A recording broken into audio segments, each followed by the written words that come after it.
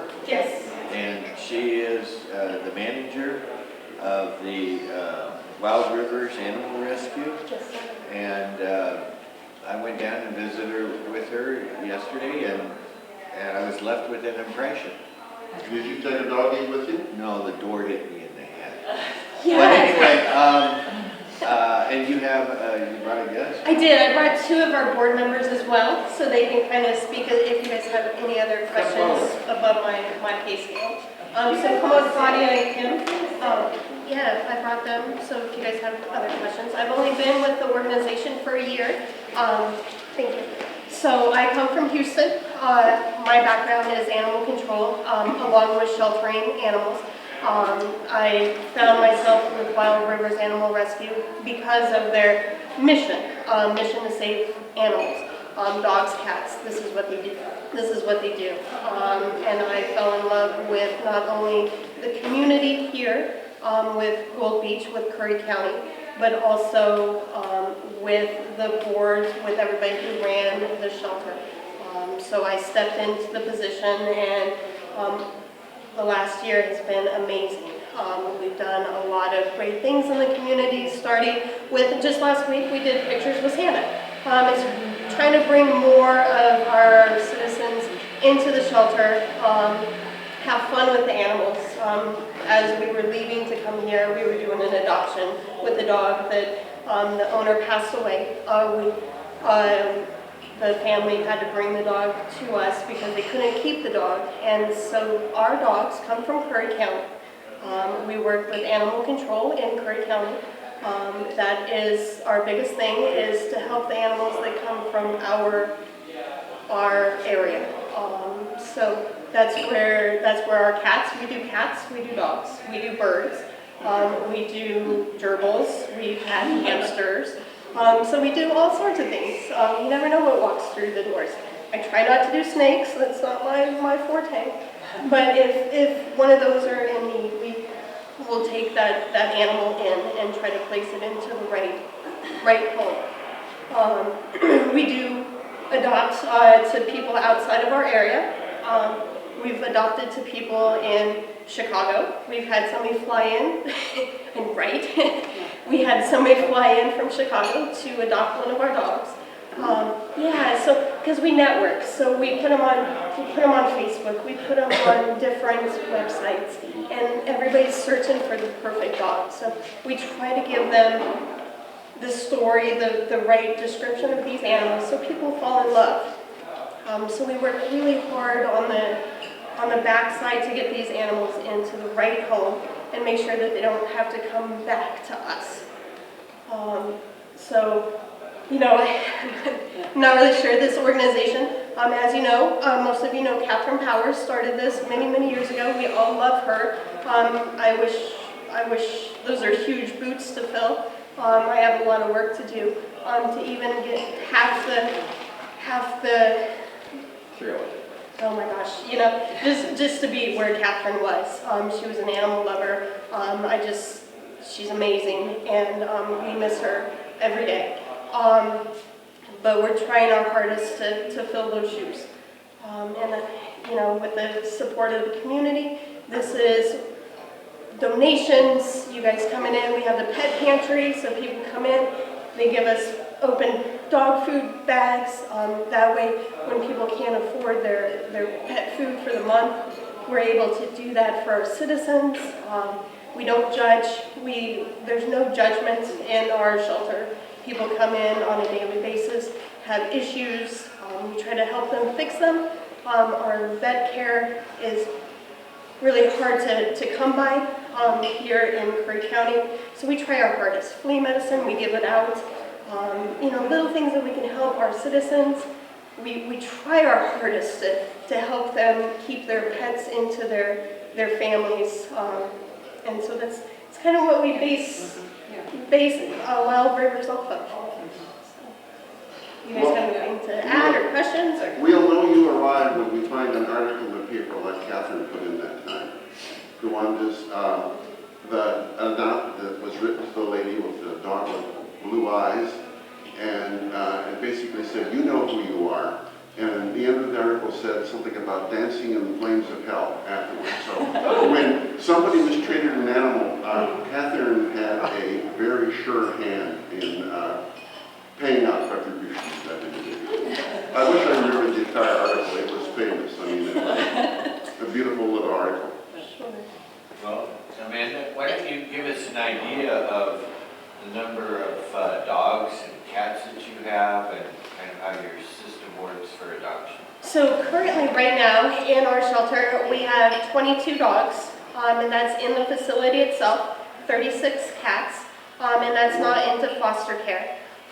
So these foster care right now, I have 12 animals in foster care. Those are families that are housing them for us, so they're not in the shelter itself because it's scary for them.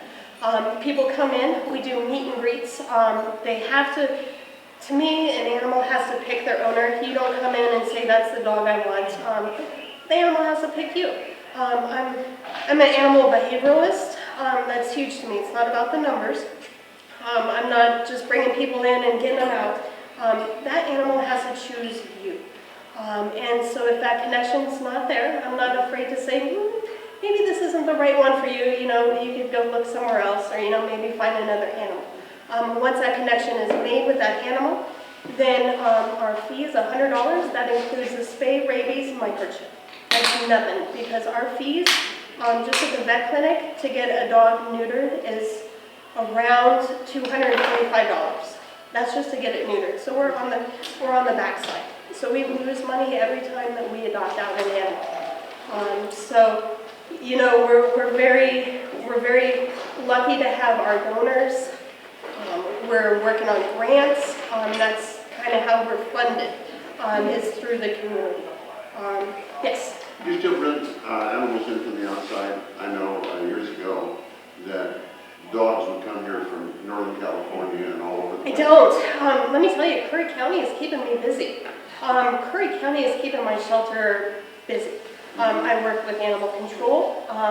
And they bring in 2, 3, 4 dogs at a time, along with cats. So I don't have space to bring in from California, from any place like that. My kennels are full of Curry County animals. So everything that we're doing is for our own citizens. Yes? I have a friend who, prior to being lodged in the jail, was homeless but had a dog. Is it true that you take care of dogs of people who are incarcerated? We do. Actually, I have 2 dogs right now. The gentlemen's, the people are in jail, and I'm housing those dogs for animal control. So yes, and that happens a lot. When the officers have an arrest, those dogs come in, or cats come into our facility, and we house them until they are out of jail. And that's a service that we do for the county to help, again, our citizens, or if people are in car accidents. I just had 2 dogs. The lady drove off of Carpenterville Road. She had 2 dogs in her car. She's been in Reading in the hospital for 2.5 weeks. We've housed her 2 dogs. Her cousin just came yesterday to pick up those dogs. There's no fee. We don't charge the family anything. We eat those costs. And we vaccinated those animals. We flea treated them. We made sure that there were no injuries, because when an accident happens, we got to make sure that the dogs aren't lacerated, broken ribs, stuff like that. And we eat all of those things. So we're kind of a boarding facility as well for situations like that for our community. So we kind of play two different roles in this community.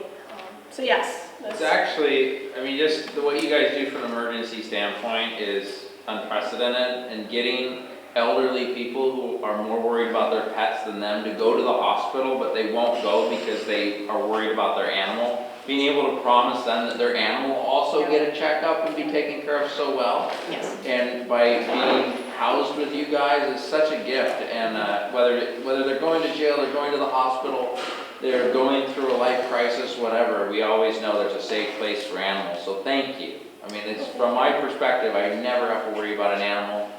when we're making a decision to help people because we know they'll be taken care of. So, Yeah. and all. And we send pictures if they're in the hospital. I get nurses that'll text me, can you send me a picture? Because one of our people have a dog with you. And I'll shoot them a picture of the dog, in a bed so that they know that they can pay attention to their injuries and not worry about their dogs. So, that's we're connected to the people and the animals. And isn't that one of our goals this year, to focus on foster care for the elderly in particular who are facing medical issues and finding more responsible people in the community? So we're trying to start a program where people who have to go into memory care have to go into the hospital long-term, that their family can't take their dogs, where we can get them into a long-term foster and send pictures so that they can know that their dogs aren't in a shelter. Because even though our shelter is great, it stresses them out and it makes them sad. And so if we're trying to find a program where people can take, because usually it's a small, cute dog. So if we can give fosters to take these little dogs and send pictures to the people, they can concentrate on them and know that their pets are safe. Or if they're in the hospital because they fell and broke a hip, they can, that's kind of the new program that we're trying to start in the next couple of months. What's your funding source for this? Or what are Our your funding source is donations. Just donations? Donations. Do you do grants? We do. We're starting to write grants. They haven't written grants in the past. We just got our first grant 2 weeks ago from Athletes for Animals. And that grant is going towards fixing and spay and neuter for community animals. So that's huge for us because it's, as you know, our community doesn't have a lot of money to some of our citizens. So this is going to fund their spays and neuters. It doesn't go to us, this goes to them. And we're working with Public Vet, who is down in Smith River. We got it, so their spays are going to be $50 and their neuters are $20, which is huge. So we're working really hard. Yeah, because you call some of these vets and it's $300-400. So we also get funding from our thrift store. And our thrift store is our other funding. And donations from the community is one of our hugest. And People are just open up and are so generous, and we do a lot of fundraising around the holidays with the vets and stuff like that too. So we just do what we can to And bring when in funds somebody, and raise awareness. also when somebody leaves money in their estate, Legacy, that has donations. kept this facility solvent. That's huge. Can I also bring up, I think this is true, you accept McKay's receipts. We do, yeah. So if you guys shop at McKay's, you bring in your receipts and we get a penny per dollar that you guys spend. It's super easy. For you guys, our accountant has to just do some paperwork. So yeah, if, let people know that. Cans, glass bottles, just bring them down to the shelter, we recycle those. Yes, recycling. Where do we bring the receipts, to you? To the animal shelter? To the shelter? Yep, and you can throw them in a little mail slot if we're closed, and yeah, it's easy way to. And we do 2 newsletters a year. If anybody is not on our newsletter mail list, I can take your name and address and get you in there if you want to receive our newsletters. It tells you what's going on. You're standalone, you're not affiliated with the county or anything? The county contracts to us.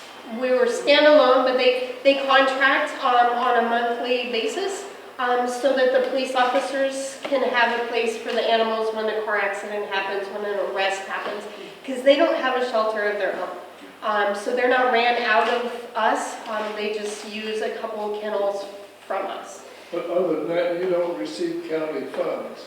No, sir. Yeah, we're a total separate entity. We're not affiliated with any humane society or any other rescue. We're our own entity. A long time ago, I don't know if people who remember when, even before Catherine took it over, we were affiliated with the county, but that ended years ago. And when we became a 501c3, 3C, whatever it is. So yeah, we're just standalone and we raise our funds as best we can. And like Amanda said, we're here for the community first and foremost. And I knew Catherine, and I can't think of a better successor than Amanda. Yes, Amanda's brought a great deal of integrity and stability to the shelter this last year. It's been, Yeah. So you are considered a C503 then? 501, yeah. 501. Yes, we're nonprofits. So, as an organizer, professional organizer, I used to take blankets, towels. Some people will say pillows, but I've never heard of a shelter taking a pillow. No, ma'am, no But pillows. blankets, Yes, ma'am, quilts, towels? Yes. Okay. I want you to get rid of any. yes, bring them all down. Bring them all down. And if you happen to know of people who, I heard you mentioning about the foster, or not the foster, but the foster family for an exchange student type thing. If you guys happen to know people who are interested in joining us with the foster program that we're trying to get up and running with regards to, you know, elderly people or whatever, people who are facing medical crises, so that people know that there's a safe home for their cats and dogs while they go through whatever they go through, or if unfortunately they pass away, they know they have a safe place for their animals until we can find them forever homes. So with your outreach and your organization, if you have any connections, please contact Amanda, because this is the kind of stuff, partnering with other community organizations is just, you know, doubles our strength everywhere. So we really appreciate that. How many do you have on your board? 7. Yes. And do you have do you have a lot of volunteers that help you in your office? And what kind of staffing does it take to run your organization? Do you do most of it yourself? So we have 4 staff members, and then the rest are volunteers. My volunteers, I don't make them do the dirty work. No volunteers wants to do the dirty work. So they're dog walkers, they're cat socialization, you know, they're that type. They run, if we do events, they're out, you know, helping with that. That's kind of, at our thrift store. and the thrift store, you know, they'll volunteer at the thrift store. But yeah, the hard labor is with the staff member and with us. I think that's where we need to be hands-on.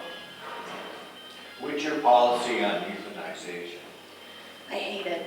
I come from Houston. So I come from Houston, and there's 3.2 million stray animals there, and the shelters are very high kill.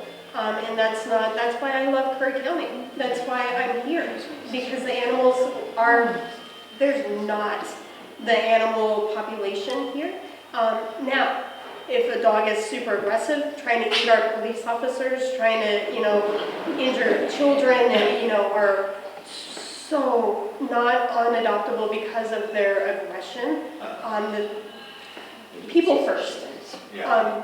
My children first, because I go into the schools. I teach kids how to interact with dogs. And if the dog is unsafe around people, that's one thing. If the dog is injured where the vet is like, I can't fix this dog, that's on the vet. The vet does all of that. We don't do that.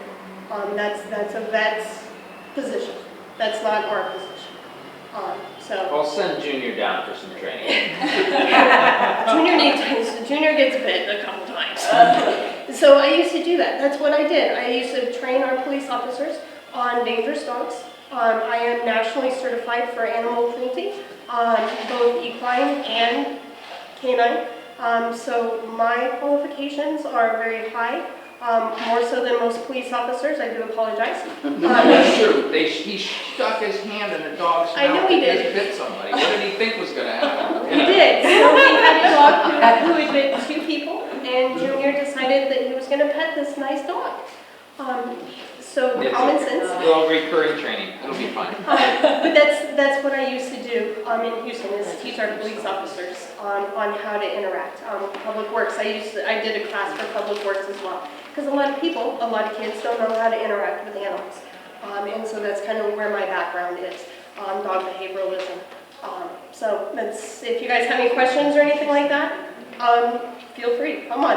I'm going to schools next year. I'm going to set up a program in the high schools and the elementary to teach these kids on how to properly interact with animals, because they don't know. And this will solve a lot of our issues, a lot of our dog bites, in the home and out on the streets. Great. One of the things we do is we gamble here. And we ask you to pick a name out of this box. Yes, sir. Just one, and read the last 3 digits. All right. So we have lucky number 382. Oh, Carl again. Again. 382? Yes, ma'am. We'll let you pull the card so they don't accuse me of knowing. If you pull the joker, I win $250. And the last time I won this, I donated it to the speaker that day, so. Come on. Joker. Joker. I'm feeling it. It's the one with the little notch in the edge. I got it right here. Oh. Thank you. Yes, sir. Well, thank you.